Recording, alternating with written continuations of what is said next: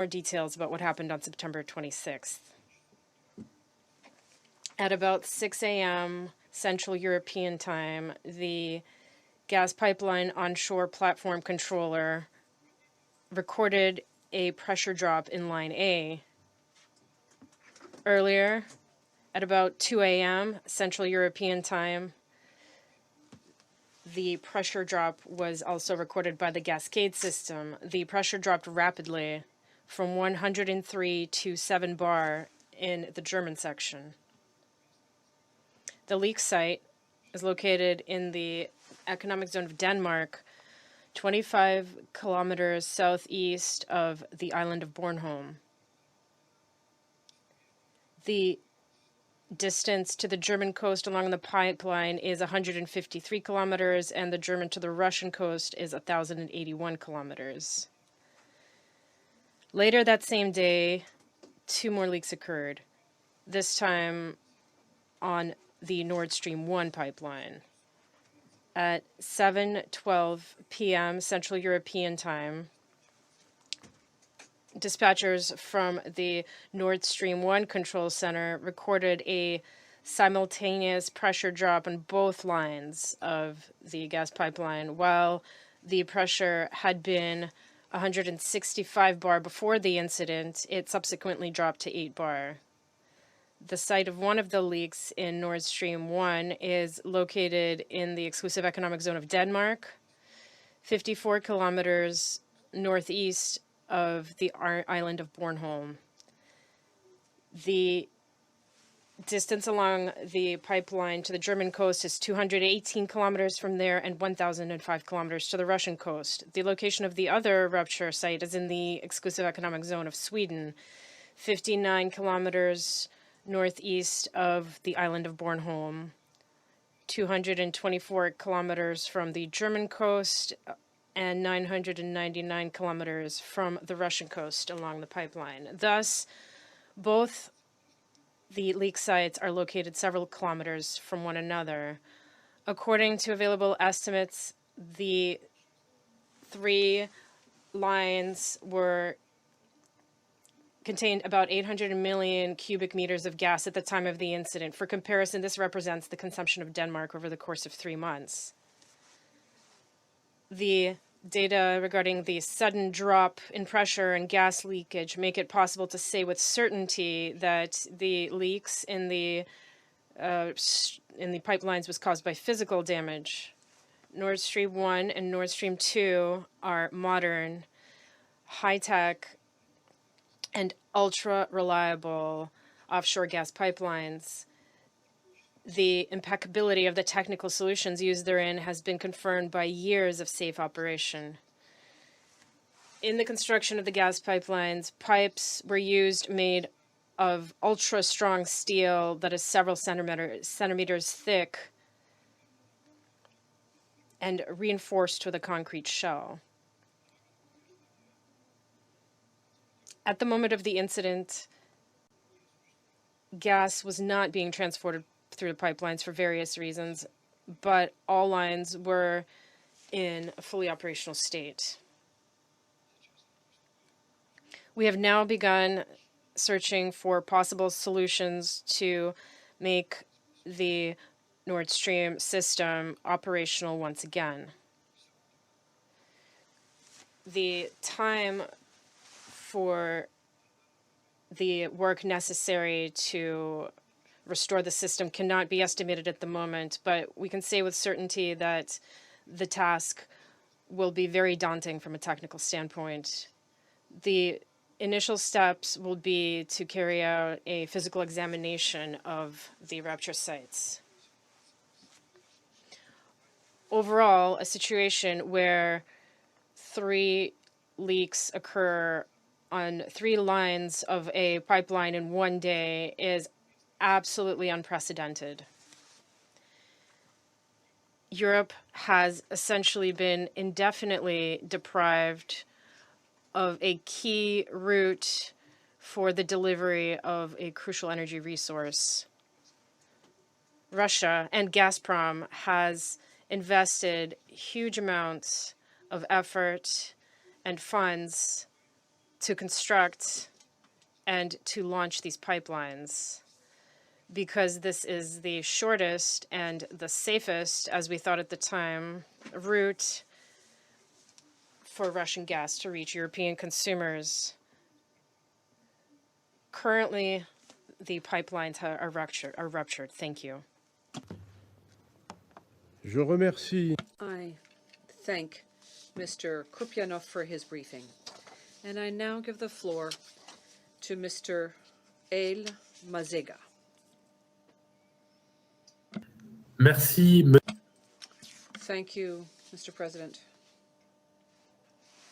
Ladies and gentlemen, representatives, I am a researcher at the French Institute for Foreign Relations, and I have for several years been working on issues related to Ukraine. I can in English. concur with Mr. Kuprianov's assessment that the Nord Stream 1 and 2 corridors were designed and led on the bottom of the sea in an extraordinary state-of-the-art technology with a view to reducing the risk of any significant damage eventuating from storms, non-exploded Second World War bombs, vessel anchors, fishing trawls, or sinking ships. These are great pipelines. So to my best knowledge, an accident can be ruled out. I am, however, not in a position to tell you what exactly has happened. Instead, in my remarks, I will try to contextualize these unprecedented events, as Mr. Kuprianov put them. In a nutshell, the explosions are another episode in a long-lasting geopolitical confrontation between the US and Russia on the one hand, and Europe and Russia on the other hand, where energy trade and pipeline infrastructure have taken a center stage and have been weaponized. Allow me to go 1 year back in June 2021, when the first unprecedented intervention by Gazprom on European gas market took place. Gazprom unusually started to reduce its gas exports to European markets, however, respecting contractual obligations. This pushed gas prices up and led to a slow increase in imports of liquefied natural gas to compensate. Nord Stream was indeed fully operational by then. This last year happened at the climax of US-Russia tensions around Nord Stream 2, whose construction was being finalized but slowed down due to US sanctions.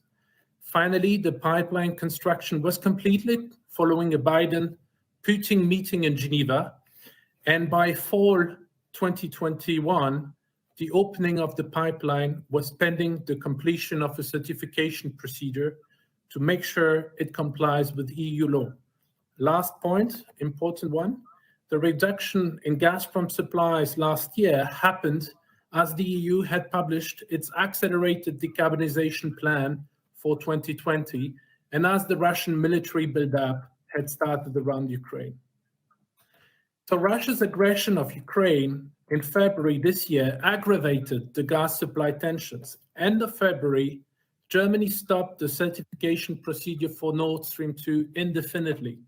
Shortly after, Gazprom reduced gas supplies to Europe via Poland and Ukraine, and in the following months, using various pretexts and reasons, started to progressively cut off entirely most of its customers, but this time in key disregards of long-term contracts. This summer, in an unprecedented move, Gazprom further reduced export volumes via Nord Stream, blaming Western sanctions on equipment. So this extraordinary pipeline infrastructure, as we speak, had been actually shut down for many days and weeks. Europe and many important countries around the world have been severely impacted by Gazprom's market behavior. On the one hand, in Europe, we have soaring prices, which cause incredible burden and pain on consumers, utilities, and public finances, while Gazprom has made huge profits. And in the rest of the world, many, many large importers are deprived of access to LNG cargoes because simply they cannot afford to pay them. The consequence is clear. Many countries and companies have turned to dirty fuels such as heavy oil or coal as LNG became unavoidable, of course, causing huge, lasting environmental damage. So where did we stand just before the pipeline explosions? Well, Gazprom's contractual relations, much to my regret, and an incredible, unprecedented move with most of its European customers were in full tatters, and flows through the pipeline were stopped for several weeks already. Against this backdrop, the relevance and value of the Nord Stream corridors to Russia has obviously declined. Financially, this huge investment is de facto a sunk cost investment.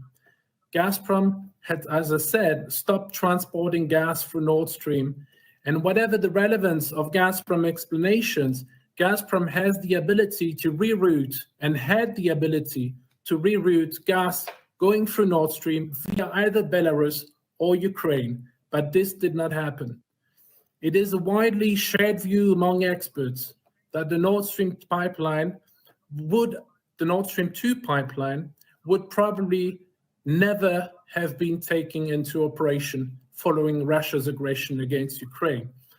So the EU has been working in past months to phase out Russian gas as soon as possible, meaning when contractual obligations allow, and in turn, Russia has pledged to rapidly pivot its gas infrastructure to Asia, notably China and India. So what is the new situation we are in now following the pipeline explosions? I cannot but stress the incredible massive methane leak, and IPCC reports tell us how dangerous this is. And as a footnote, it is regrettable that Russia has not signed up to the global methane pledge, and satellite pictures of Russia suggest Gazprom has been ramping up gas flaring operations in past months. Spot gas prices are up again, and Gazprom can still export a lot more gas via Belarus and Ukraine if it really wanted to. I see little impact on US LNG exports to Europe in the short to long term. US supplies to Europe will remain steady unless the weather interferes. And overall, there is a clear upward limit to additional LNG supplies from the US in future to Europe, hence why Europe is looking for other options to help replacing some of the Russian gas. So to finish, these explosions set an extraordinary precedent where energy infrastructure is targeted by obvious sabotage operations of sophisticated nature. We had seen this before in Ukraine. This should be, in my view, not only a concern for Europeans, but actually for the rest of the world, because anything happening in Europe has global implications. I thank you for your attention. I thank